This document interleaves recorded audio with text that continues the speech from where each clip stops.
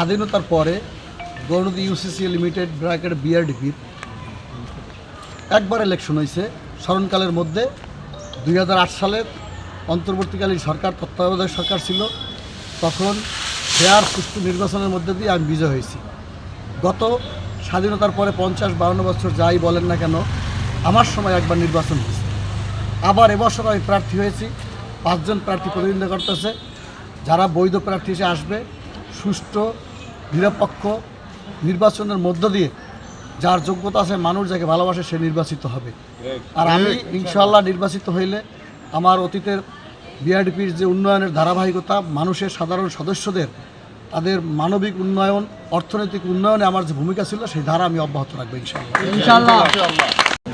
যদি আমি এইটার সভাপতি যদি হইতে পারি, তাইলে যে আমাদের যে সমিতিগুলো আছে, অনেক সমিতিগুলো আছে যে ইনঅ্যাক্টিভ আছে, এই সমিতিগুলো আমি অ্যাক্টিভ করবো এবং প্রত্যেকটা ইউনিয়নে যে সমিতিগুলো আছে এই সমিতিগুলো সব অ্যাক্টিভ করিয়া যুব সমাজের ভিতরে এটা বিচরণ করিয়া যাতে এ দেশের উন্নয়নমূলক কাজ হয়।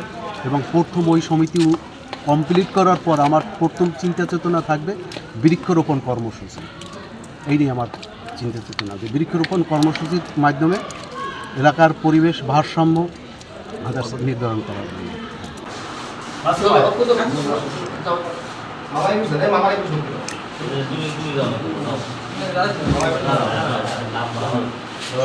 আমরা ক্ষমতা আছে, আমি এই আমরা বিকালে দেখা করে নেব।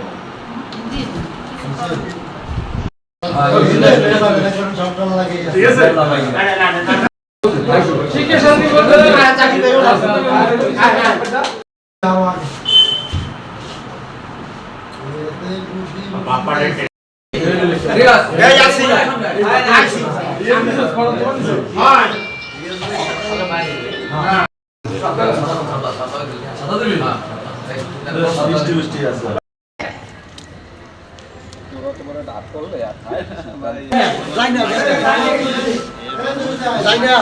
ভাই ভিডিও ক্লিপটা আমাদের দিবে।